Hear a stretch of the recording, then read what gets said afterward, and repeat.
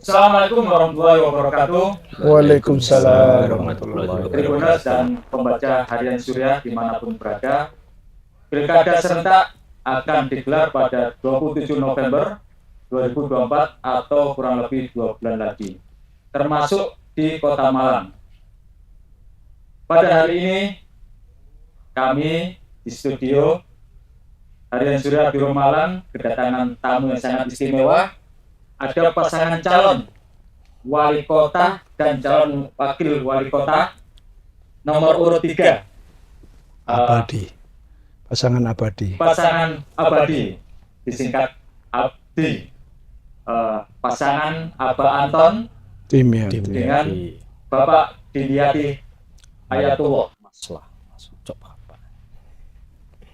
Assalamualaikum warahmatullahi wabarakatuh. Waalaikumsalam warahmatullahi wabarakatuh. Assalamualaikum Pak Dimyati dan Assalamualaikum Pak Wasto sebagai ketua tim pemenangan Abdi. Abadi. Eh,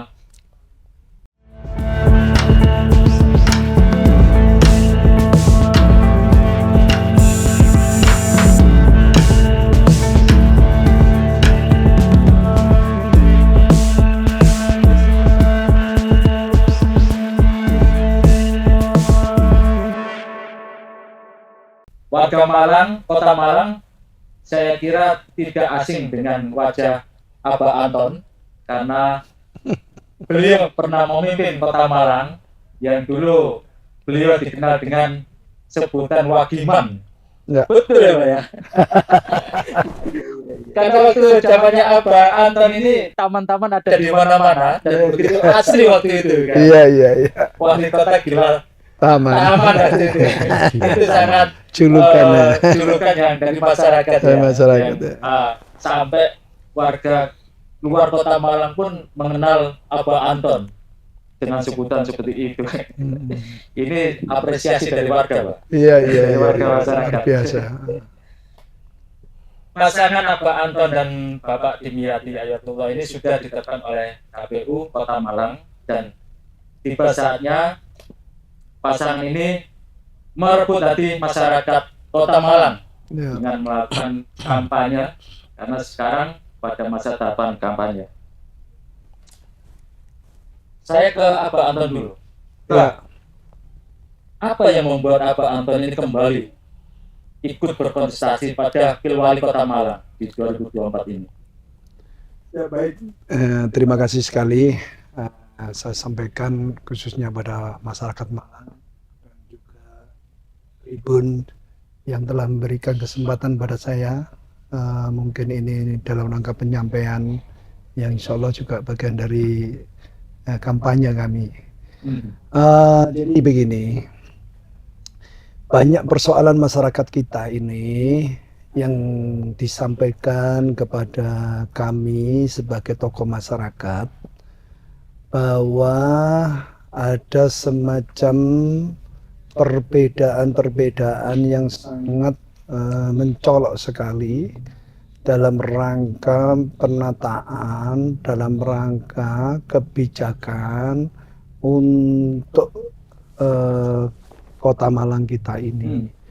Masyarakat banyak persoalan-persoalan yang tentunya menjadi problem tersendiri yang memang pada saat itu masyarakat kita dengan program belusukan itu sangat memberikan satu solusi yang tepat, karena disitulah ajang untuk menyampaikan unek-unek warga kepada kami, dan setelah itu memang sudah tidak ada lagi. Di situ masyarakat sering datang ke rumah saya, bahkan saya menyampaikan sebagai kayak rumah sambatan masyarakat kita. Ya, itulah masyarakat sering menyampaikan ke saya tentang persoalan-persoalan Kota Malang, bagaimana dulu pada waktu kepemimpinan saya masyarakat sering sekali bertemu dengan saya, dan dengan mudahnya beliau ini bercengkrama dengan saya menyampaikan persoalan-persoalan yang memang harus diatasi dengan solusi-solusi yang tepat. Jadi seperti itu. Tepat dan cepat. Jadi itu. Dan tentunya ini menjadi satu bagian kerinduan sendiri masyarakat, karena apa? Masyarakat itu berpendapat bahwa seorang pemimpin adalah sebagai pelayan yang memang diharapkan benar-benar itu bisa dekat dan bisa melayani masyarakat kita dengan cepat itu. Jadi masyarakat kita sekarang ini pada melihat bagaimana mulai dari kepemimpinan yang terdahulu, yang sudah-sudah itu, setiap pemimpin memiliki sebuah strategi khusus, berbeda-beda.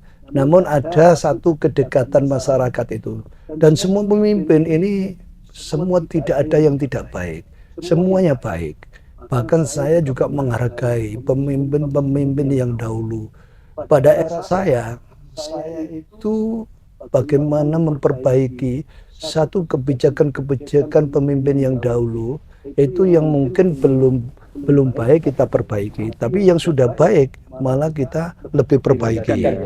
Apa kami melihat di sini bahwa pemerintah ini harus benar-benar bisa mengatur tentang bagaimana bahwa APBD maupun PAD ini yang memang terus terang menjadi bagian dari solusi pengentasan masyarakat itu sendiri. Lah, kita itu ingin efisiensi. Bahkan dari program belusukan itu saya punya pemikiran dari masukan-masukan masyarakat itu, karena keluh kesah masyarakat kita ini harus benar-benar bisa kita dengarkan melalui apa, melalui program belusukan itu. Itu artinya saya memang menjaring masalah-masalah masyarakat kita. Dan dari belusukan itu kita lihat banyak sekali ya. Ini warga kita ini menyampaikan apa yang menjadi persoalan kehidupannya sehari-hari itu. Jadi seperti itu. Dan itu sangat efektif sekali. Karena apa? Setelah kami turun itu, dia sampai pernah menyampaikan kepada saya. Ada ketemu masyarakat itu bilang, belum pernah loh Malang ini punya pemimpin. Saya ini mulai muda, mulai sudah punya hak suara. Sampai sekarang ini saya tua, belum pernah orang pemimpin yang mau belusukan sampai ke dapur-dapur saya, ke jalan gang cicing, seperti itu. Nah, jadi ini disampaikan oleh beliau itu. Jadi ini sangat fenomenal sekali. Nah, padahal saya terus terang aja, ini bagian dari kami punya kewajiban ya, secara politik kami ini adalah jabatan politis. Otomatis bagaimana efektif dalam 5 tahun sesuai aturan perundang-undangan itu kami harus bisa menyelesaikan sebegitu banyak persoalan itu. Bagaimana caranya? Nah, ini memang punya skill sendiri-sendiri seorang kepala daerah itu. Jadi seperti itu. Walaupun memang kita ketahui sebetulnya ada pemerintah sampai paling bawah, seperti ada RT RW, kelurahan, kecamatan. Tapi begitu efektifnya kalau kita mau turun, kita sambang. Karena terus terang jemput bola ini adalah sesuatu yang sangat bisa memberikan solusi yang tepat, karena persoalan-persoalan langsung diterima, dan itu menjadi senang masyarakat kita. Kenapa? Karena pemimpinnya mau turun, mau kembali. Nah, itu salah satu bagian bentuk secara politis bahwa kita ini, yang menjadikan kita ini adalah rakyat. Berarti krusial poinnya itu apa Anton bukan dengan masyarakat, dan masyarakat juga akan pada apa Anton ya, untuk apa melayani apakah tadi sambatan dari masyarakat ya, menuntaskan masalah dari masyarakat itu yang menjadi motivasi apa Anton untuk maju kembali. Sebetulnya bukan masalah kangen, tapi ini adalah pada proses bagaimana pada waktu itu sebuah kebijakan-kebijakan pro rakyat ini yang sangat oleh masyarakat tunggu-tunggu. Dan pada waktu itu dianggap belum tuntas. Nah, masyarakat menganggap belum tuntas. Dulu saya turun, saya membuat program pembangunan kampung-kampung tematik. Saya dulu itu berpikir sekali, Malang ini adalah kota transit. Nah, Malang kota wisata, tapi wisata itu ada berada di Kabupaten Malang dan Kota Batu. Nah, saya mencoba membuat bagaimana caranya kita berinovasi, jangan hanya sebagai transit saja, tapi bisa kita menciptakan sebuah pariwisata khusus melalui program pembangunan kampung-kampung tematik itu.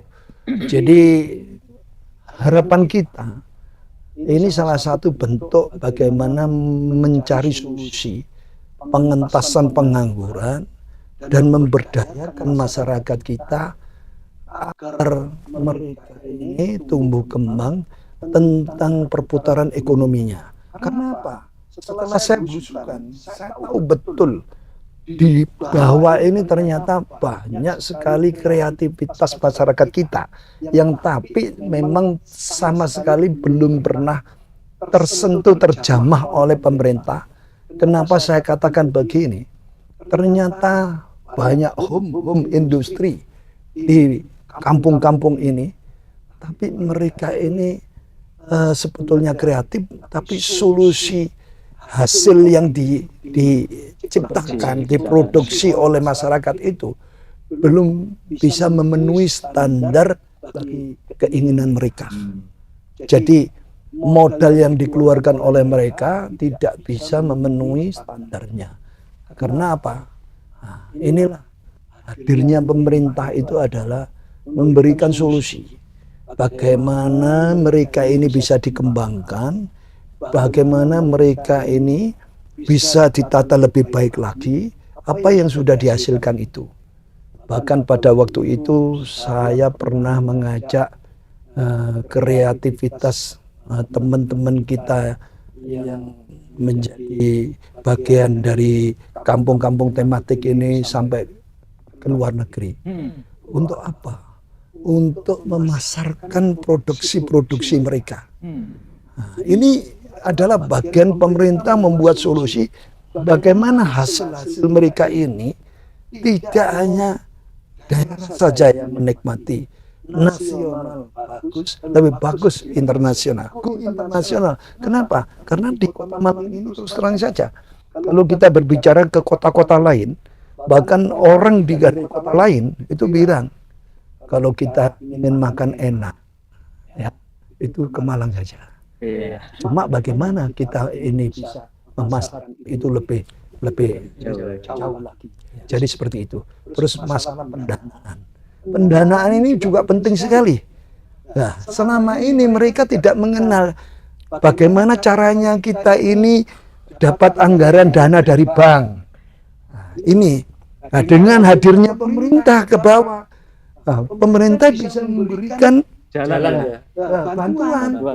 Karena terus terang saja, industri ini kalau tidak dilengkapi dengan mulai perizinannya, dengan mulai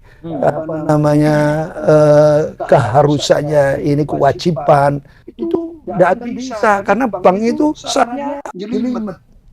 Gitu. Tapi kalau yang memfasilitasi pemerintah ini dan itu sudah berhasil sekarang. Coba aja sekarang bagaimana kita tahu produk keripik tempe, produk kemasan itu makanan kering dari buah-buahan. Ini sudah pernah saya bawa ke Eropa Timur. Ini saya ajak mereka ini tidak studi banding, kita memasarkan di sana. Ternyata betul, ya, ternyata betul sekali. Kami pernah ke Eropa Timur itu Di sana itu hanya ada makanan ringan yang diproduksi dari Thailand.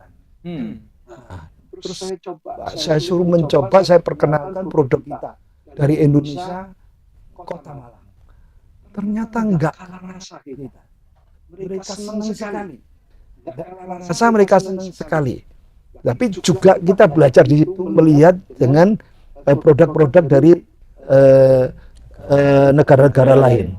Nah, termasuk kita sekarang sudah melihat bagaimana mereka itu hasil produksinya supaya bisa sampai go internasional dengan packaging yang baik, melihat contoh di luar negeri. Bahkan saya melihat sendiri, sebetulnya potensi kita ini di Indonesia ini sangat baik. Karena apa? Terus terang di luar negeri itu sangat menghargai kreativitas masyarakatnya. Nah itu. Saya pernah ke Jepang. Mohon maaf. Di Jepang itu harga ketela itu mahal sekali. Padahal kalau dilihat di sini sampai lama dan mungkin itu di jalan-jalan pinggir jalan nggak terurus. Nah, mungkin ini sesuatu yang ini ya perbedaannya sangat jauh sekali. Ya, jadi seperti itu. Tapi saya melihat di situ ini adalah bagian dari contoh bagaimana kita menghargai petani kita, bagaimana kita menghargai kreativitas masyarakat kita. Agar kenapa? Kalau diberikan kepercayaan seperti ini, dihargai seperti ini, saya yakin ya UMKM kita di kampung-kampung ini akan tumbuh dengan besar. Jadi seperti itu. Nah, jadi program belusukan ini mau tidak mau harus dilanjutkan. Karena kerinduan masyarakat itu. Satu itu, yang kedua bahwa rakyat rindu pemimpin ini dekat dengan rakyatnya. Gitu. Oke. Apa tadi kan belum dijuluki yang saya sebutkan sebagai Wakiman tadi. Ya. Dan di misi apa Anton dan Pak Dimyati juga akan menghijaukan Kota Malang. Ya. Nah, apakah nanti ketika Pak Anton dan Pak Dimyati memimpin Kota Malang ini, taman-taman itu akan diperbanyak atau bagaimana? Yang jelas adalah ini hal yang tidak baru bagi saya. Ya. Saya dulu berpikir bagaimana ya saya mendatangkan turis-turis itu ke Malang. Bagaimana saya bisa menjual kota saya, bukan menjual dalam arti kotanya dijual, bukan. Nah, bagaimana kita itu bisa memberikan sesuatu yang tentunya menarik. Karena saya melihat potensi besar di Kota Malang ini. Dari pariwisata itu, nomor 1 itu Bali. Dan nomor 2 Jawa Timur. Dan Jawa Timur itu Malang Raya. Nah, ini potensi. Nah, coba kita lihat aja. Tidak hanya turis lokal, turis luar negeri juga banyak ke kita. Nah, dengan melihat potensi-potensi ini sangat memungkinkan untuk meningkatkan nilai-nilai ekonomi masyarakat kita. Nah, jadi saya mencoba bagaimana ya cara mengikat mereka dari Malang ini punya kesan oleh-oleh yang baik, jadi seperti itu. Dan juga kami mencoba membuat ruang-ruang hijau yang memangnya ini penting bagi kita. Karena terus terang aja, Kota Malang ini masih jauh dari ekspektasi kita. Ruang hijaunya ini masih jauh.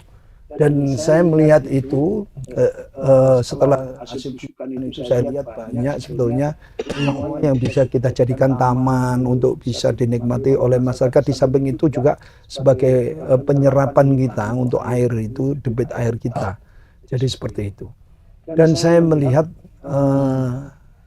hampir sama gitu. Kalau kita ingin bagaimana mereka ini bisa membawa oleh-oleh yang baik dari Kota Malang. Jadi paling tidak kita harus memberikan kesan bahwa Kota Malang memang sangat layak untuk dinikmati. Asri, indah dan ini.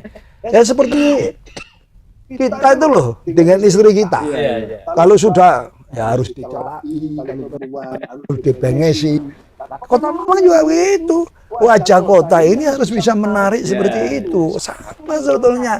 Nah ini saya ini senang sekali kalau saya waktu itu membangun taman itu. Ya itu tadi sampai dijuluki Wagiman. Saya dengan Pak Ridwan Kamil yang konsen di Indonesia itu membangun taman-taman. Sampai saya dengan Pak Ridwan Kamil dijuluki Wagiman, wali kota gila taman. Nah jadi seperti itu. Tapi yang jelas adalah ruang-ruang yang harusnya ini bisa dinikmati masyarakat. Kenapa kita tidak bisa melakukan itu? Dan secara sosial kita lihat ada ruang-ruang yang akhirnya itu sebetulnya sangat bagus, sangat bisa dipakai untuk bagian turis kita untuk menikmati, tidak dibiarkan saja. Jadi seperti itu. Kami membuat ruang-ruangan sebagai sebetulnya edukasi kita. Tidak hanya pariwisata, tapi edukasi anak kita pada waktu itu. Bahkan dulu saya buat ruang hijau itu, saya sampaikan kepada Kota Pendidikan, bahkan saya punya dulu program satu mahasiswa satu pohon. Satu pohon. Dulu saya perintahkan, saya minta sinergitas perguruan tinggi kepada pemerintah kota, jangan membuat polusi saja, tapi bikinlah Kota Malang ini penghasil oksigen. Akhirnya saya sampaikan bahwa satu mahasiswa satu pohon. Akhirnya tercipta pada waktu itu. Kita lihat contoh sekarang, kita bisa menikmati lapangan ampal, banyak pohon. Itu dulu waktu saya masih kecil itu dari mahasiswa kita. Nah itu saya tanam di situ dan sekarang besar-besar itu. Kalau saya ingat, ini saya dulu masanya masih kecil gitu. Dengan Porpinda, dengan masyarakat kita tanam itu. Saya ingin menghidupkan itu kembali. Saya ingin meningkatkan itu kembali. Bahwasanya memang oksigen kita ini penting bagi kesehatan kita. Dan tentunya saya yakin masyarakat kita ini butuh ruang-ruang publik seperti ini. Terutama anak-anak kita sebagai bagian dari edukasi. Nah, itu penting. Daripada kita coba sekarang sampai pergi ke Batu. Di sana ada wisata itu. Tapi kalau kita bikin gratis, bisa sewaktu-waktu dinikmat, saya rasa ini sangat diharapkan. Masyarakat. Ya. Ruang-ruang terbuka hijau. Dan murah. Murah dan indah bisa dinikmati oleh anak-anak juga. Ya.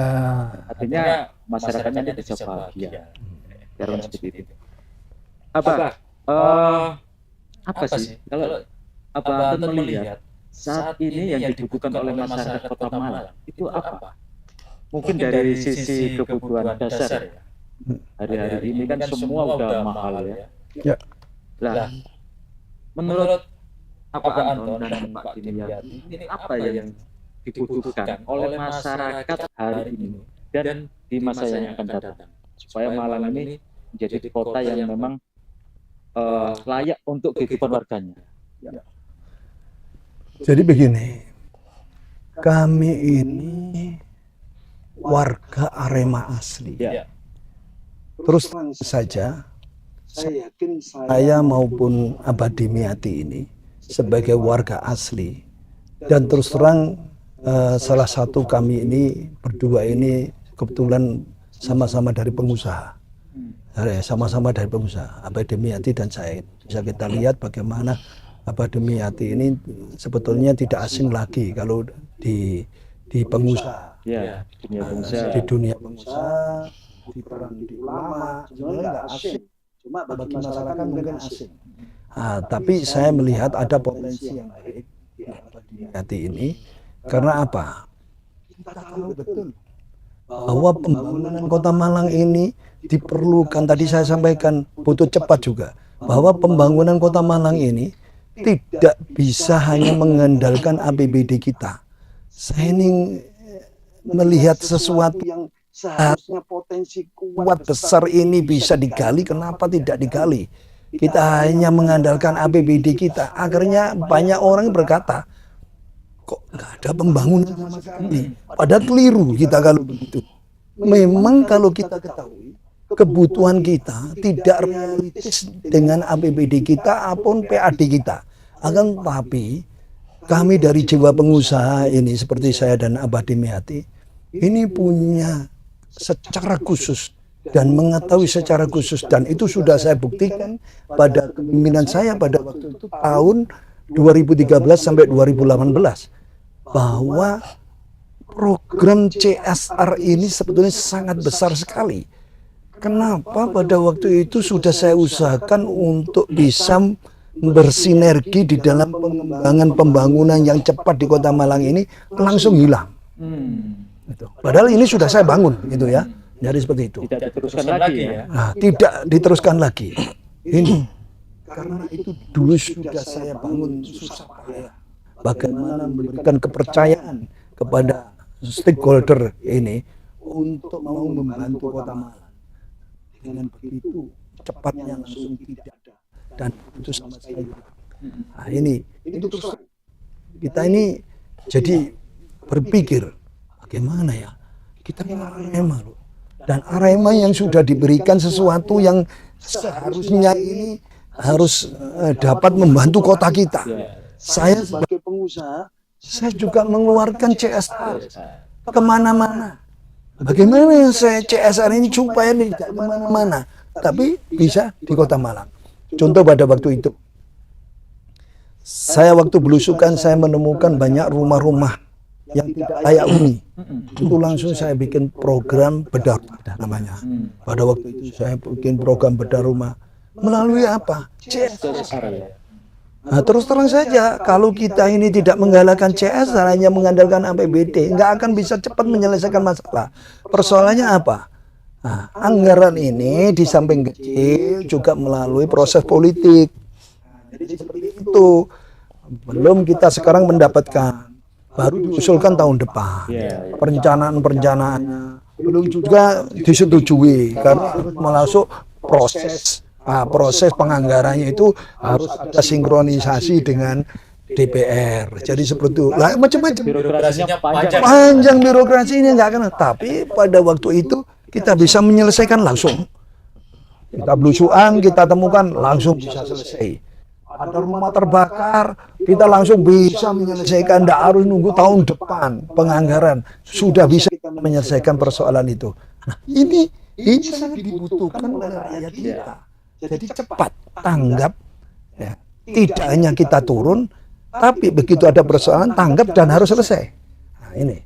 Dan memang pengusaha yang ada di Kota Malang dilibatkan juga ya dalam pembangunan Kota Malang itu sendiri. Nah, ke depan yang seperti Anda tanyakan tadi, masa depan ke depannya apa? Jadi kita begini, ya. Pada waktu itu sebetulnya saya ini sudah mulai mencoba bagaimana kita membuat satu rancangan, yaitu pembangunan kota berkelanjutan. Artinya apa? Saya ingin sekali mengefisiensi anggaran yang ada milik rakyat ini. Jadi seperti itu. Tidak kita ini setiap 5 tahun ganti kepala daerah, 5 tahun ganti program. Nah itu. Bahkan pada waktu itu saya masih ingat bagaimana kepala daerah ini diminta untuk ke Malang, datang ke Malang, mencontoh Kota Malang pada waktu itu. Ya, terus terang kami sudah menciptakan, dan pada waktu itu kita menciptakan. Ini banyak mereka mengatakan, ternyata Malang ini ada potensi besar yang patut dicontoh oleh kota-kota lain. Nah, inilah yang ke depan ini. Perencanaan yang sudah kami bangun ini ingin kita lanjutkan lagi. Karena terus terang saja kami sebagai warga Arema dengan keberhasilan saya dengan Abah Dimyati ingin membuat satu tonggak sejarah di Kota Malang, bahwa kita ini mencintai kotanya. Bagaimana caranya itu? Ya terus terangnya saja, ini bukan untuk kita, tapi untuk anak cucu kita ke depan. Nah, jadi seperti itu. Dan ada potensi-potensi sebetulnya yang lebih besar yang bisa menyelesaikan persoalan rakyat kita. Tapi itu tidak bisa dilakukan inilah yang ingin kami lakukan kepada Abah Dimyati. Nanti biar kita tahu bagaimana beliaunya ini. Saya melihat beliaunya ini karena dari pengusaha. Ini sama dengan saya. Sudah tahu betul apa yang harus dilakukan. Karena terus terang, pada waktu itu saya konsentrasikan 5 tahun CSR perusahaan saya itu untuk Kota Malang. Nah, jadi seperti itu. Nah, ini akan saya kembalikan lagi. Mohon maaf sekali, tergugah hati kita atas dorongan ini, tokoh-tokoh masyarakat Kota Malang dan masyarakat Malang yang merindukan kedekatan itu untuk menyelesaikan persoalan itu. Ini potensi yang baik, bagaimana kita memunculkan, mengidekan sesuatu dengan mengkolaborasikan antara pengusaha dengan APBD kita melalui itu. Oke. Sebelum kita ke Pak Dimyati, tapi saya perlu tanya lagi nih ke apa? Iya. Bagaimana sih sosok Pak Dimyati di mata Anton kelebihannya, gitu kan? Ya. Sehingga kemarin kok mau berpasangan dengan Pak Dimyati. Jadi saya ini mengenalkan beliaunya ini.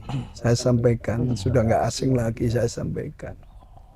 Saya terus terang pernah ke suatu daerah, itu daerah ini minus lah, katakan seperti itu. Kota Malang atau di luar Kota Malang. Jadi seperti itu. Terus saya itu kan saya ini orang seneng busukan memang ya, jadi seneng busukan, jadi seperti itu. Terus kok ada semacam sosial yang bagus di sini. Ini saya coba bertanya-tanya dari mana. Nah, itu kok hampir seperti saya. Orangnya ini seneng weweh. Lah bahasa Jawa ini weweh. Seneng memberi gitu. Nah, jadi seperti itu. Dermawan lah itu. Kok ada kemiripan dengan saya ini ya. Akhirnya saya juga timbul, siapa sih sebetulnya mereka ini, beliau ini. Karena terus terang aja, memang bagaimana kita membuat kota baldatun thayyibatun warabun ghafur. Kalau pelaksana-pelaksananya ini tidak bisa memberikan sesuatu kepada masyarakatnya, ya, akhirnya saya punya pemikiran, bertanya saya ya, menggelitik. Jangankan warga masyarakat Malang, saya sendiri pada waktu itu mencari sosok yang seperti ini. Ini sosok yang baik menurut saya, karena apa? Hampir sama dengan saya atas kepedulian-kepedulian itu. Saya melihat, saya yakin kalau orang memberi ini, pasti mereka ini sudah cukup. Dan saya yakin potensi mereka akan orang baik. Kalau tidak baik, nggak mungkin. Kalau orang hanya sekedar ingin menampakkan sesuatu, hanya kepentingan sesuatu, saya rasa. Kenapa? Karena orang Kota Malang itu bisa berbuat sesuatu di luar Kota Malang. Nah, ini yang menurut saya, ini layak dan cocok menurut saya. Ya, melalui ikhtiar kami, saya lakukan, saya tanya ke sana, ke sini, ke sana. Ternyata beliau ini saya rasa nanti bisa ke depan ini karena satu visi, satu misi ini, misinya sama dengan saya, visinya juga sama. Saya carilah sosok ini. Berarti yang menentukan apa Anton? Pak Dimyati ini. Nah, yang mengajak saya, saya menawari beliau. Tapi memang ini juga menurut saya juga sebagian dari ikhtiar langit. Kenapa? Karena banyak yang mencalonkan wakil-wakil itu ke saya. Menyodorkan wakil itu ke saya. Jadi itu banyak sekali. Akan tetapi itu tadi saya sudah bilang juga, bahwa itu nanti takdir. Tapi mohon maaf, waktu itu ada juga yang menyodorkan namanya Pak Dimyati. Tidak ada yang menyodorkan nama Pak Dimyati. Dan rata-rata yang kepingin jadi wakil saya yang ada gambar-gambar di jalan itu. Oh, gitu. Ada nggak waktu itu gambarnya Pak Dimyati? Di jalan kan nggak ada. Tapi ya itu tadi, banyak yang hadir di saya, yang gambar-gambar di jalan itu semua, hampir semuanya itu ke rumah saya. Bahkan sekarang termasuk Cakada sekarang ini ya sebetulnya sudah ketemu kita, berembuk untuk jadi wakil saya, akan tetapi ya bagaimanapun ini takdir. Nah, jadi seperti itu. Inilah sosok seorang beliaunya, mungkin nanti bisa dikorek sendirilah biar masyarakat tahu gitu ya. Oke, terima kasih ya. Oke, saya ke Pak Dimyati ini. Kalau tadi Anton menilai panjenengan, nah sekarang Pak Dimyati bagaimana sih? Apa saja kelebihan Pak Anton ketika nanti menjadi wali kota? Ini masih calon ini. Masih calon. Baik. Terima kasih. Jadi sejak lama ya kan saya ini memang asli Malang ya, arek Mergosono kan gitu, yang kebetulan berkarir di Jakarta. Ya, tapi kita sering mendengar pada waktu Abah memimpin Kota Malang, kita kan juga keluarga kan tetap di Malang, tetap di Malang. Jadi pada waktu hari Sabtu, hari Minggu, atau hari Jumat gitu, kadang-kadang saya pulang ke Malang, setiap minggu pulang, merasakan sebagus ini Kota Malang kan gitu ya. Taman-tamannya bagus ya, tertata pada waktunya. Tapi setelah perubahan kepemimpinan ya mestinya kan memang ada yang tambah naik, ada yang menurun kan gitu. Nah, di situ saya mulai melihat, waduh ini harusnya kalau Abah Anton yang memimpin itu mungkin masih bisa berkesinambungan pembangunan yang bagus, kenyamanan warga Malang ini. Gitu. Nah, ini yang saya bilang nyaman, harusnya semua orang selalu ya, teman-teman di Jakarta juga kalau liburan weekend, long weekend ya pasti ke Malang gitu. Ya mau transit ke Bromo, mau transit ke Batu, pasti nginepnya di Malang, harusnya gitu. Dan itu ternyata mulai ada penurunan untuk kualitas hiburan atau fasilitas yang dirasakan gitu. Kok Malang tambah panas yo? Lah kok aneh, Malang dingin. Ya, tambah panas. Nah, ini pendatang sudah ada suara seperti itu. Itu yang menilai itu kan orang luar. Ya, bukan orang Malang sendiri. Kan kita bisa merasakan perbedaan itu kalau orang dari luar. Kalau orang dari dalam ngini-ngini kiai kan gitu. Tapi pada waktu orang luar menilai, tahun lalu datang begini kok, tahun ini datang kok begitu gitu, ini beda gitu.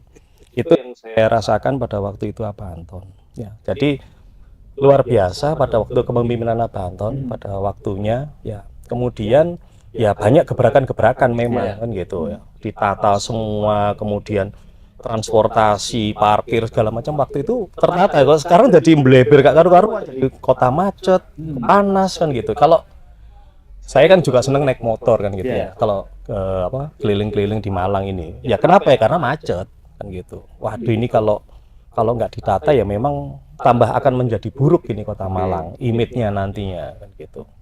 Gambar maupun nama Pak Dimyati awal-awal itu kan belum muncul. Terus tiba-tiba ditawari Abah Anton nih, gimana keluarga itu? Terkejut kan enggak? Ya, memang ini luar biasa ya. Kalau dibilang langit atau apa. Ya, saya sendiri pada waktu Abah Anton nelpon, saya sebenarnya nggak punya kontaknya Abah Anton juga. Gitu. Ya, saya nggak punya kontaknya Abah Anton. Ya, saya sedang sibuk ada event di Jakarta karena saya memang berhubungan dengan kedutaan ya, ke urusan CSR ya. Pada waktu itu ada CSR dari perusahaan Jepang itu untuk Zero TB. Ya, Zero TB itu untuk tuberkulosis. Ya, ini sedang kita tanda tangankan dengan Kementerian Kesehatan waktu itu. Jadi, saya sedang sibuk-sibuknya itu, kemudian tahu-tahu besoknya Abah Anton telepon. Ya, kita juga mikir ada apa Bang itu. Wis Mas, rewangono aku Mas, noto Kota Malang. Otak saya itu masih mikirin tamu yang dari Jepang ini kan gitu. Tapi kok sudah suruh Kota Malang ini lapo kan gitu. Kok bisa tahu kontak saya kan gitu. Ya nggak tahu, ternyata ada ikhtiar-ikhtiar yang lain Anton kan waktu itu. Ya saya butuh waktu untuk komunikasi karena saya bukan orang politikus. Terus urusan saya dengan beberapa perusahaan ini kan tidak bisa berhenti begitu saja gitu. Ya, saya kasih waktu 20 menit. Saya bingung ini bagaimana kan gitu. 20 menit untuk tanya ke matur ke orang tua. Ya. matur ke orang tua, kemudian minta restu kan gitu. Ya saya sendiri nggak punya passion di politik kan sebenarnya kan gitu, karena kita urusannya adalah bekerja sama dengan perusahaan-perusahaan untuk melakukan CSR, dan memang waktu itu saya kesulitan sekali untuk ini CSR mau kemana sih? Oke, mau diarahkan kemana? Mau ini diarahkan CSR? kemana? Segini banyak dana dari World Bank, dari apa namanya, dana Siren, dana ODA, itu banyak dana. Dan saya komunikasinya selalu dengan kedutaan kan gitu. Kedutaan sampai bingung. Di saat Banten memberi opsi itu, saya jadi ingat waktu itu saya sempat sepil gitu ya. Salah satu duta besar gitu ya Jepang itu waktu itu ada bagian sosial, pendidikan dan kesehatan. Ya namanya Nakao-san gitu. Saya ngobrol gitu. Nakao-san, I just meet with the mayor of Malang, saya bilang gitu. Oh ya, I'm discuss about the medical ya, and then about education gitu. Oh, this is my job, dia bilang gitu. Ya, apakah kamu mau nanti memberikan dana untuk dana sosial, pendidikan, kesehatan ke salah satu kota itu? Where is dia? Di Malang, Malang City. Oh, Malang City? Yes, in East Java, dia bilang gitu. Oh, dia udah mengenal ya?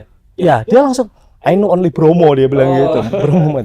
Di sana ada major yang interest dengan itu CSR. Oh really? Jadi dia bingung gitu loh. Loh, ada yang mau kayak gitu. Karena saya kesulitan untuk menyerahkan itu. Mau saya serahkan kemana?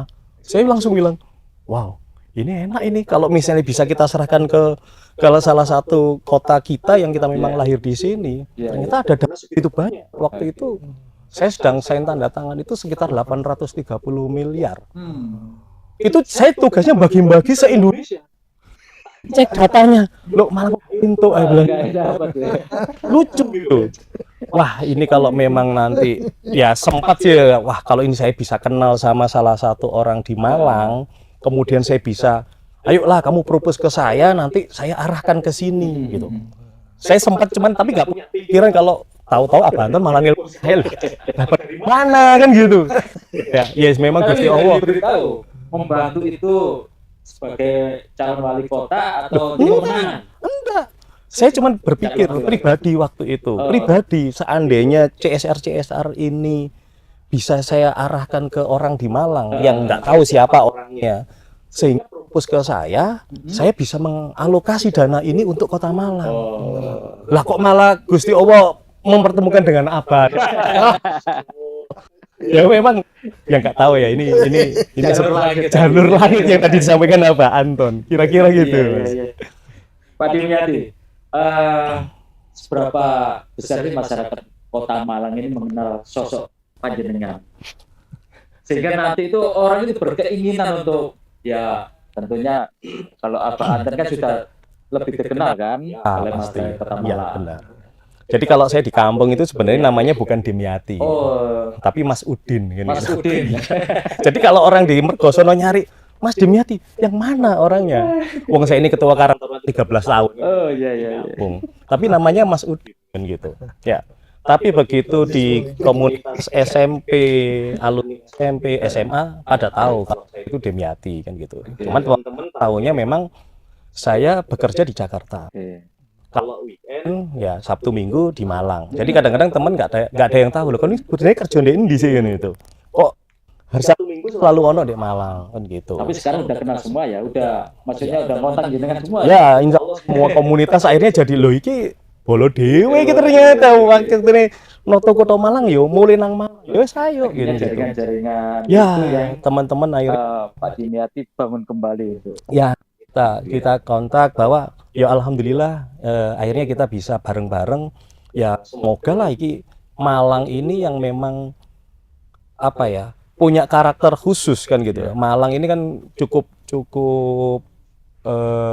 apa ya, masyarakatnya ini kan beragam ya di Malang ini seharusnya memang ya bener kata yang Abah tadi, kudune aja nih wong Malang sih ngerti karakter ini. Iya, betul. Gang-gang yang tahu jalan belusuan, jalan tembus. Ya misalnya paling gampang kan dari Mergosono menuju ke Mburing, Bumiayu gitu ya.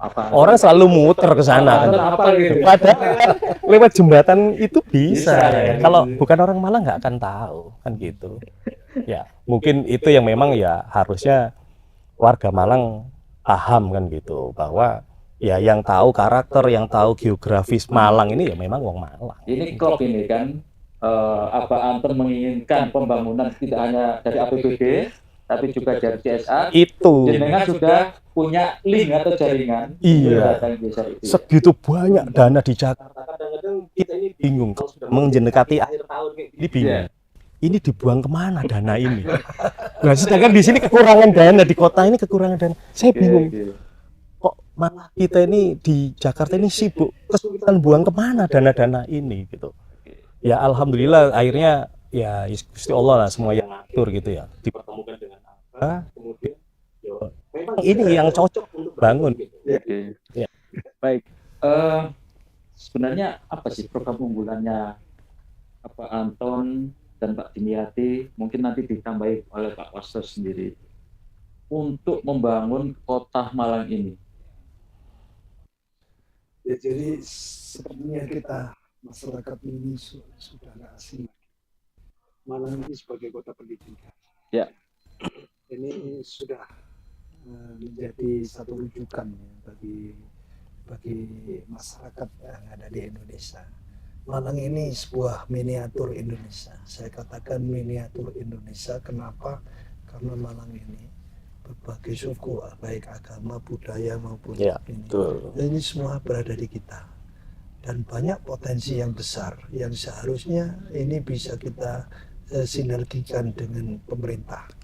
Dan mudah-mudahan kalau Abadi ini dipercaya oleh masyarakat, ini ada memang harapan kita ke depan ini.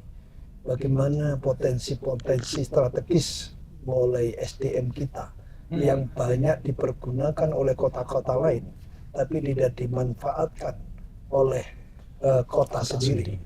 Terus terang saja, sebenarnya saya sudah melalui pernah memberikan melakukan satu sinergi ini. Bahkan saya pernah mendapatkan rekor muri pada waktu itu. Jadi kembali lagi, saya ingin memanfaatkan sekali apabila nanti Abadi, pasangan Aba Anton Dimyati ini kalau dipercaya oleh masyarakat, kami punya strategi khusus. Bahkan sedikit tadi kita buka. Itu masih sedikit saya katakan. Masih buahnya masih banyak yang lebih besar lagi ini ya. Karena apa? Tadi sudah di awal saya sampaikan, saya ini banyak sambatan masyarakat kita dan saya harus punya solusi itu. Dan kebetulan saya dengan Aba Dimyati ini punya strategi khusus dan punya jalan sebetulnya, bukan strategi tapi jalan yang memang sudah ada di depan mata kita. Bagaimana kita mempercepat membangun kesejahteraan masyarakat kita ini melalui program-program tadi itu. SDM yang ada ini ingin kita manfaatkan penuh ya. Pada waktu itu saya sudah mencoba berkolaborasi dengan 32 perguruan tinggi dan hasilnya luar biasa. Bahkan saya waktu itu mendapatkan rekor muri karena pemerintah yang mau secara transparansi bekerja sama dengan perguruan tinggi. 32 ini nggak kecil, ini besar. Nah, pada waktu itu kami memanfaatkan potensi itu membangun masing-masing koridor-koridor kelurahan. Saya bagi 32 perguruan ini, saya bagi SDM mereka yang potensial itu saya terjunkan langsung kepada kelurahan-kelurahan untuk membangun sesuai dengan kapasitas, skill dan apa yang dimiliki oleh mereka. Dan ternyata itu membawa manfaat yang besar. Kita juga ke depan ini akan tingkatkan itu karena perguruan tinggi kita ini sekarang sudah 60 perguruan tinggi. Jadi saya kira ini akan lebih besar lagi apabila pemerintah ini mau memanfaatkan itu sebagai bagian dari pembangunan Kota Malang. Ya, terus terang saya banyak SDM kita ke luar negeri, banyak SDM kita dipakai oleh kota-kota lain. Nah, kita sendiri menutup mata itu. Nah, tapi kalau kita mau jujur, ya, mau jujur, ini potensinya sebetulnya harus dimiliki lah oleh Kota Malang kita. Coba pernah saya melihat bagaimana sebetulnya perguruan tinggi yang besar ini sangat memberikan dampak ekonomi yang besar kepada kita. Nah, itu harusnya pemerintah ini lebih pintar ya, lebih pinter bagaimana memanfaatkan itu sebagai sumber ekonomi kita. Nah, coba aja kita sekarang ini, kalau padat karya, nah, ini mesti ke luar kota malah. Keluar kota Malang. Harusnya potensi-potensi itu di dalam kota saja sudah bisa cukup. Nah, kalau kita nanti ada sinergi besar kerjasama, saya yakin potensi-potensi itu akan diberikan Kota Malang. Oke. Nah, walaupun memang tidak harus Kota Malang saja, di luar Kota Malang itu juga penting. Tapi kan potensi ini lebih besar. 60 perguruan tinggi tidak kecil. Nggak gitu. Jadi mungkin 30 perguruan tinggi itu harus di dalam, 30 ini potensi ekonomi di luar tidak ada masalah. Itu pemerataan namanya. Jadi saya ya fine-fine saja, tidak masalah. Akan tetapi cobalah pemerintah ini harus menghargai itu. Saya yakin dengan penghargaan itu beliau akan semakin senang berdampingan dengan kita. Saya waktu itu masih teringat ada salah satu fakultas perguruan tinggi yang memberikan CSR kepada saya membangun taman pada waktu itu. Itu sampai nilainya satu perguruan tinggi 1 miliar. Coba saya berpikir sekarang ini, kalau kita punya 60 perguruan tinggi, 60 miliar nilainya di depan mata di ya. depan mata kita. Nah, tadi saya bilang, enggak apa-apa, win-win, fine. Kalau seandainya 30 perguruan tinggi di luar, 30 ini di 30 miliar loh. Nah, jadi seperti itu. Kenapa? Saya melihat ada potensi itu. Berarti perguruan tinggi itu sebetulnya bisa semuanya seperti ini, gitu loh. Ya. Nah, itu salah satu dulu kita. Nah, mudah-mudahan ke depan ini saya sama Mbak Tim ini sering-seringlah kita selalu berkomunikasi Ya. dengan potensi-potensi yang ada komunitas. Cuma kita ingin juga menghidupkan kembali identitas Kota Malang dengan budaya-budaya. Saya melihat potensi ini sebetulnya sangat besar. Contoh aja lah, Kota Malang ini dulu kota bunga. Kota Malang ini dulu barometer musik. Kota Malang ini terkenal dengan kota olahraganya, sepak bola. Kota Malang ini terkenal dengan budayanya. Sekarang ini tinggal pemerintah mau bagaimana potensi-potensi itu dihidupkan kembali. Karena terus terang aja, kesenian, topeng Malangan yang sudah punah, padahal itu juga potensi kita. Nah, terus apa, jarang kepang, bantengan atau apapun. Nah, ini bisa nanti dijadikan satu ikon khusus. Dan saya ingin kembali menghidupkan ekonomi. Bagaimana caranya kita punya strategi menghidupkan ekonomi masyarakat kita. Saya terus terang, saya berkeinginan sekali membuat satu event-event khusus. Dan event-event ini mau saya seringkan. Sering untuk membuat event ya, perbanyak. Bahkan saya kemarin sudah mencetuskan event internasional untuk Kota Malang. Nah, coba bayang. Apa itu? Saya dulu membuat itu dan alhamdulillah sebetulnya kita sudah melakukan MOU dengan salah satu perusahaan asing yang pada waktu itu kepada saya membuat event internasional Makobu.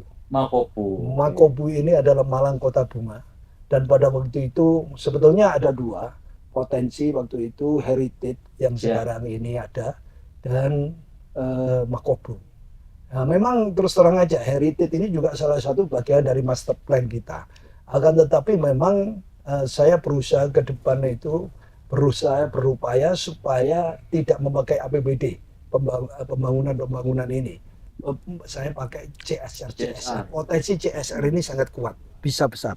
Dan itu sudah disetujui. Kita MOU pada waktu itu kita dapat 10 miliar dari CSR untuk membangun event internasional Makobu. Saya tempatkan di Ijen, Jalan Ijen. Dan itu sudah setujui dan sudah mulai taraf untuk pembangunan. Karena DED-nya sudah selesai semua. Nah, jadi seperti itu. Tapi ya itu tadi ada ganjalan, ya, namanya orang itu ada ujian, tidak bisa melanjutkan, eventnya juga tidak berlanjut. Nah, mudah-mudahan ke depan ini dengan rakyat mempercayai abadi Bapak Anton Dimyati untuk pilkada dan bisa menjadikan kami sebagai kepala daerah, insya Allah potensi itu akan kita raih kembali untuk ke depan ini. Jadi event-event itu diperbanyak untuk memberdayakan masyarakat Kota Malang, terutama yang UMKM, UMKM. UMKM, seni budaya ini Seni harus budaya. kita bangkitkan lagi melalui event-event ini. Ya. Ini kita hargailah sekarang ini. Cobalah saya melihat potensi itu. Dan saya yakin kalau pemerintah ini mau menggugah kembali sejarah, Malang barometer musik, Malang terkenal dengan budaya, seni budayanya, Malang terkenal dengan olahraganya. Kita bangkitkan itu. Saya dulu tahun 2013-2018 waktu pemerintah itu, bagaimana saya menyemangati salah satu sepak bola besar di Kota Malang, yaitu Arema, sampai kita dulu sering mendapatkan satu piala yang besar, bahkan piala presiden bisa kita raih pada waktu itu. Saya menyemangati anak-anak, bahkan sampai saya berani beria-ria kepala daerah melepas baju seperti itu. Itu hanya bentuk semangat saya. Karena saya ini bagian dari Arema, saya orang Arema, saya bangga dengan prestasi-prestasi itu. Saya nggak takut walaupun saya itu waktu itu menjabat kepala daerah. Iya. Saya nggak malu. Jadi Saya membaur dengan itu Aremania. Singo Edan itu di itu harus kita tunjukkan itu. Salam satu jiwa. Satu jiwa. Kalau Pak Dimyati sendiri apa Pak program misalkan untuk generasi Gen-Z ya? Ya, benar. Kira-kira Kota Malang itu kan sudah dicanangkan sebagai kota ekonomi Ya, kreatif. ekonomi kreatif, Tentunya benar. kan akan menampung anak-anak muda. Ya, benar. Jadi gini, Malang ini kan tadi sudah disampaikan Malang kota bunga. Ya. Kemudian Malang kota pendidikan. Ya, sebenarnya pendidikan itu tidak hanya melihat yang tadi disampaikan Abang Anton ada sejumlah kampus ini, tapi pemanfaatan bahwa seharusnya di Malang ini banyak sekali kegiatan-kegiatan atau pendidikan-pendidikan kepada masyarakat UMKM. Sekarang itu bagaimana menjual barangnya. Oke. Sekarang kan Gen Z ini kan dikit-dikit online gitu. Online. Cari gorengan aja online gitu. Lah, ini nggak ada yang Sayur online juga. cari sayur online. Kenapa nggak ada yang mengedukasi ini sehingga pedagang sayur ini terdaftar di online itu? Oke. Sehingga misalnya pengen gorengan, pisang goreng atau jemblem atau apa ini online. Lah, ini harusnya ada yang mengajari gitu. Diedukasi. Edukasi. Ya, ini untuk di internal dulu. Pada waktu jumlah mahasiswa di sini lebih dari 300.000, ini kan potensi market yang banyak gitu, potensi yang besar kepada UMKM. Ya. Nggak hanya UMKM ini harus geledek atau apa, dia standby di rumah pun dapat orderan. Ini yang harusnya nanti segera kita garap. Kemudian tugasnya mahasiswa yang sudah stay di Malang ini juga nantinya mungkin KKN atau apa, mulai dari membranding gerobaknya, kemudian cara dia mengemasnya, gimana dia nanti cara menjualnya, ini akan kita garap. Ya, Artinya kan masyarakat juga akan terlibat akhirnya itu. Kemudian setelah Malang ini bisa tertata kan gitu ya, ekonomi kreatifnya jalan, kita akan menjadi rujukan. Seperti yang tadi saya sampaikan, ada CSR untuk pendidikan juga. Kita tinggal undang gitu loh, atas sponsor dari apa gitu ya, organisasi apa, NGO apa, nanti saya nggak sebutkan sekarang gitu. Kita ngundang gitu. Maka akan dari kota-kota lain akan datang Kota Malang. Ini sudah pemasukan buat kita. Hotel kita akan terpenuhi. Orang pasti beli oleh-oleh, pasti beli konsumsi makanan. Ini pemasukan lagi buat UMKM Kota Malang. Jadi seperti yang tadi melengkapi apa, ada musik, ada kesenian, ada apa. Dari pendidikan pun sebenarnya masyarakat ini bisa dapat pemasukan nanti gitu. Ini saya mikir, waduh, Anton, saya jadi mekar kali ini sebenarnya untuk kontribusi warga Malang banyak nanti kan gitu. Saya kemarin Itu Arema asli itu. saya kemarin kamu warna-warni ya, ketemu sama turis Belanda. Ya ini pentingnya lagi gitu ya. Seharusnya pemerintah kota itu sebagai marketing gitu. Seharusnya sebagai marketing yang bisa menjual kotanya gitu. Bisa berkomunikasi dengan pendatang, apa sih yang dimaui konsumen, apa sih yang dimaui oleh turis. Kalau ini hanya ya wis melaku-melaku sana sini, ya apa yang bisa dijual gitu. Harusnya kita mendengarkan ekspektasi pendatang itu apa. tidak hanya turis lokal tapi turis asing juga kita dengarkan. Setelah itu baru kita kembangkan. Ada 58, 60 kampus. Masa jurusan bahasa Inggris kan pasti ada, jurusan bahasa Jerman ada. Mbok ya gitu loh ya, mahasiswa semua ini praktek ngecemes gitu sama turis di situ. Kok enggak, aku bilang, aduh sayangnya rek ini. Tinggal mengarahkan kolaborasi, kemudian komunikasi. Ini waduh kok enggak, ya belum lah ya, belum tergarap kan gitu. Tapi insya Allah nanti ya ini pasti akan menjadi apa ya, program yang misalnya ini bermanfaat buat masyarakat kita gitu.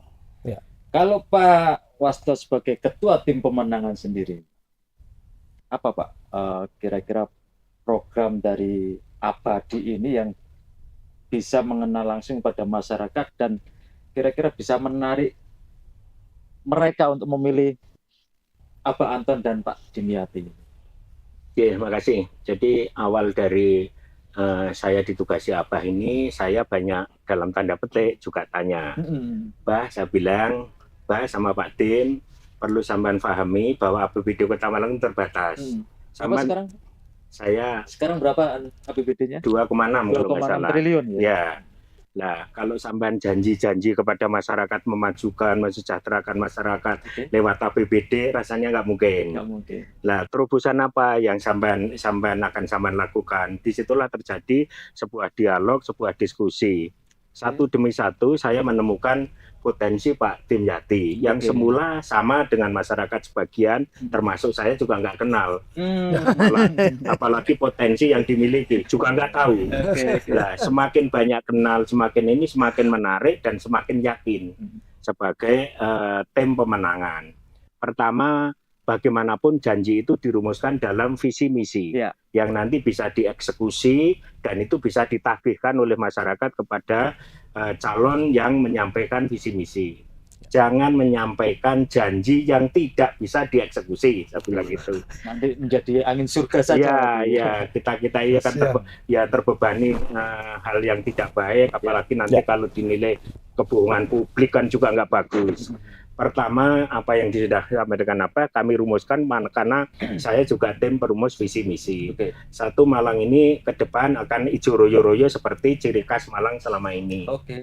Itu realistisnya apa bisa dicapai? Abah sudah menjelaskan, dulu pernah dilakukan dengan satu mahasiswa, satu pohon. Itulah oksigen yang dibawa oleh mahasiswa dari daerahnya menuju Kota Malang, sehingga hidup di Kota Malang dia membawa oksigen sendiri-sendiri. Karena para rektor, para perguruan tinggi waktu itu antusias dan paham dengan global yang semacam ini, makin panas dan lain-lain. Kedua, memperbanyak event-event yang disampaikan apa? Setiap event di Kota Malang itu apapun bentuknya, mau bidang olahraga, mau seni, mau apa saja, itu selalu bludak pesertanya karena orang kepingin untuk sekaligus rekreasi. Nah, ini perlu di-manage karena di situ potensi ekonomi sifatnya multiplier effect. Jadi masyarakat bisa berjualan, masyarakat ini bahkan di Malang ini ide Abah awal juga itu kan punya Macito.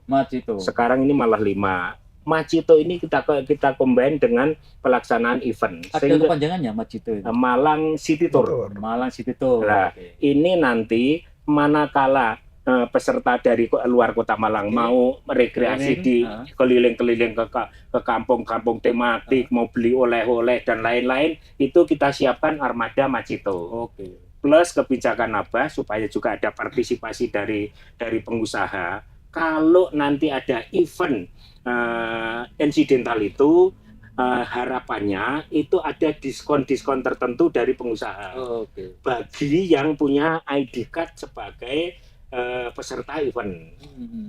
Karena apa? Secara kumulatif keuntungan kan nggak berkurang karena jumlah yang dibeli oleh masyarakat atau peserta di luar kan bertambah. Sehingga secara keuntungan tidak berkurang, tapi secara ketertarikan orang dari luar Kota Malang bahwa pemerintah sangat care terhadap orang yang datang ke Kota Malang. Ketiga, berikutnya ada desakan atau usulan dari organisasi mahasiswa, namanya ORDA, Organisasi Mahasiswa Daerah. Itu perlu ada sebuah harmonisasi budaya antara daerahnya yang sehari-hari hidup di Kota Malang.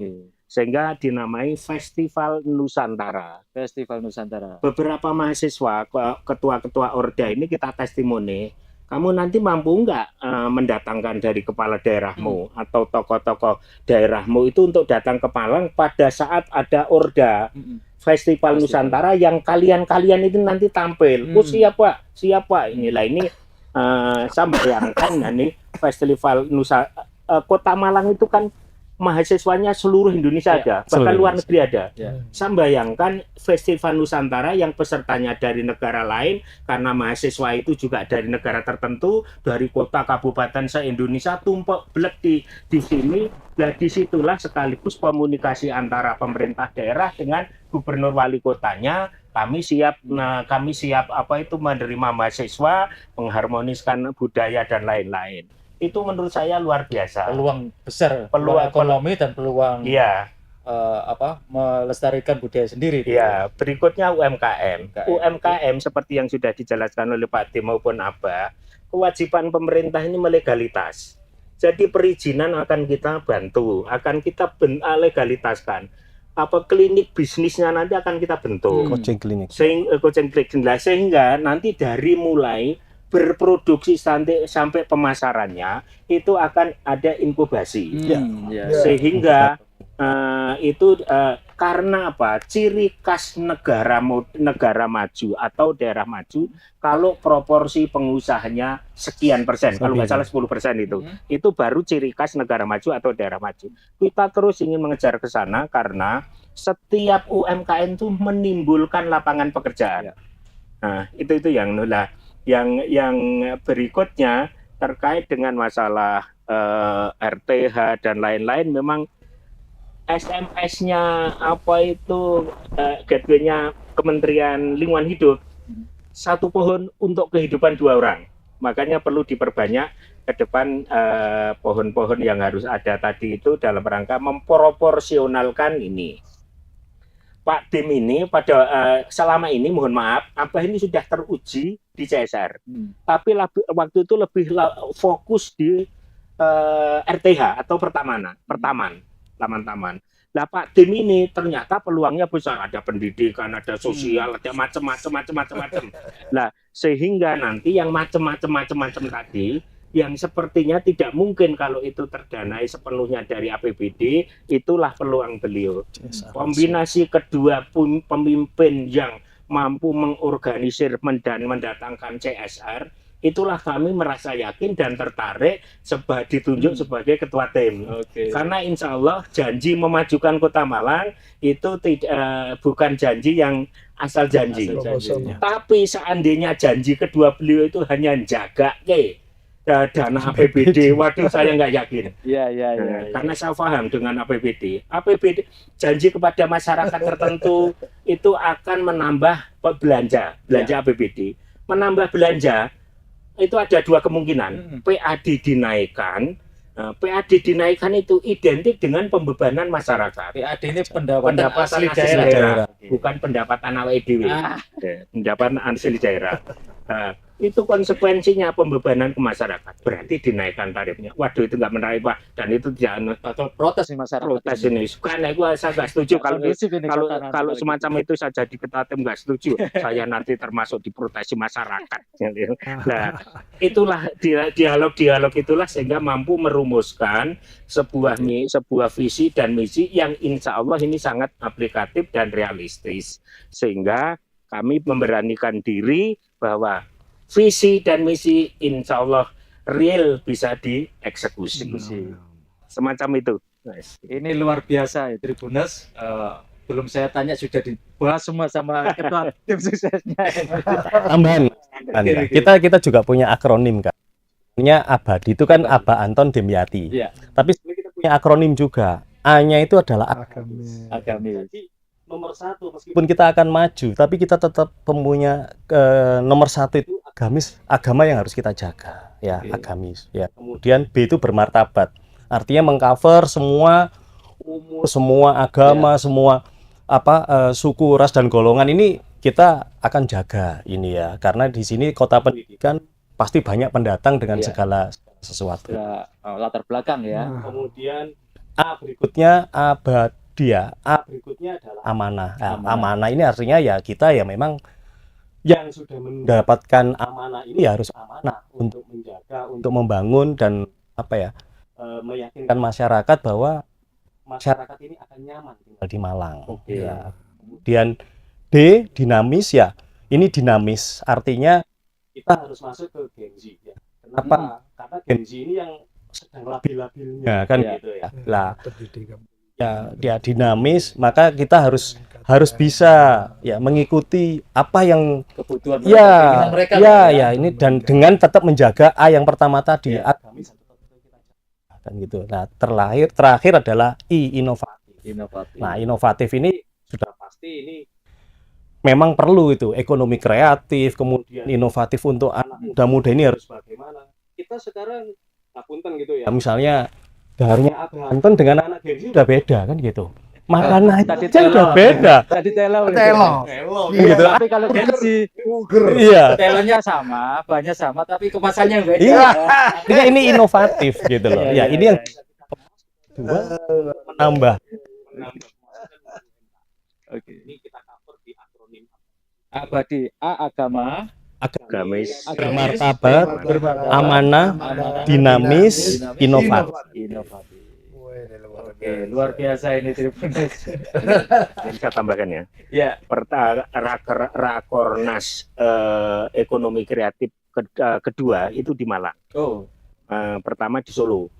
Pada waktu apa menjabat, waktu ya Rakornas ekonomi kreatif itu. Syaratnya untuk bisa tuan rumah sebagai jadi tuan rumah Rakornas itu harus membentuk organisasi anak-anak yang kreatif. Lahirlah MCF. Malang Creative Fusion itu yang dulu memfasilitasi juga apa berkembanglah akhirnya ekonomi kreatif Kota Malang. Itu yang jadi modal itu sebenarnya sudah ada ya. Untuk Iya. berinovasi atau menggerakkan anak-anak muda ini sudah ada. Iya. Di timnya dengan ini ya. Ya, kita berharap sih memang Malang itu nanti jadi rujukan ya untuk orang belajar, untuk mengadop dari Malang ini. Tapi kita tidak hanya sebagai rujukan. Mereka datang kan akan menimbulkan pemasukan buat masyarakat di sini. Ada multi efeknya. Multi efek pasti. Multi efek ekonomi. Baik Tribuners, tidak terasa kita ngobrol panjang lebar dan luar biasa. Datang semua Abah Anton, Pak Diniati dan Ketua Tim Suksesnya Pak Wasto yang juga mantan Sekda Kota Malang ya. Ini cocok ini untuk menelurkan program-program untuk Kota Malang. Amin, amin. Dan kebutuhan masyarakat Kota Malang ke depan. Baik, sebelum saya tutup, saya kasih waktu kepada Abah Anton dan Pak Diniati menyampaikan closing statement kepada masyarakat Kota Malang, apa yang perlu Anda sampaikan kepada mereka. Monggo. Ya, baik. Saya melihat bahwa dari apa yang kita sampaikan, saya yakin, saya percaya masyarakat akan melihat bagaimana calon-calon Cakada ini. Saya katakan semua Cakada baik, pasti masyarakat akan memilih terbaik. Kami sudah menyampaikan sebagian dari visi misi kami, rencana kami. Saya yakin apa yang kita sampaikan, sampaikan wakil saya ini, rakyat akan bisa tahu bahwa Abadi ini memang layak untuk dipilih dan menjadi kepala daerah Kota Malang. Amin. Amin. Monggo Pak Diniati. Kalau saya sih berpikir gini, kalau memang ada ya warga Malang yang tahu situasi tentang Kota Malang, ya cara belusukannya apa, cara menata gaya hidup orang Malang, ya kenapa harus cari tempat yang lain kan, ya kopi yang lain. Kami ini stoknya juga banyak kan gitu ya, gitu. Ya mungkin itu aja dari saya. Jadi pasti masyarakat Malang tahu siapa yang harus dipilih. Oke. Gitu. Itu aja. Terima kasih. Terima kasih Tribuners dan pemirsa pembaca harian Surya. Demikian bincang-bincang kami dalam program Mata Lokal Malang Raya. Mata Lokal Malang Raya memilih Tribun Jatim Series. Dengan saya Iksan Fauzi, Kepala Biro Harian Surya di Malang. Saya mohon undur diri dan sampai ketemu dengan pasangan calon yang lain dan tokoh-tokoh di Kota Malang yang lainnya untuk mengupas tentang apa yang perlu dibutuhkan oleh Kota Malang dan masyarakat Kota Malang. Demikian, wassalamualaikum warahmatullahi wabarakatuh. Waalaikumsalam warahmatullahi wabarakatuh. Download Tribun X sekarang, menghadirkan lokal menjadi Indonesia.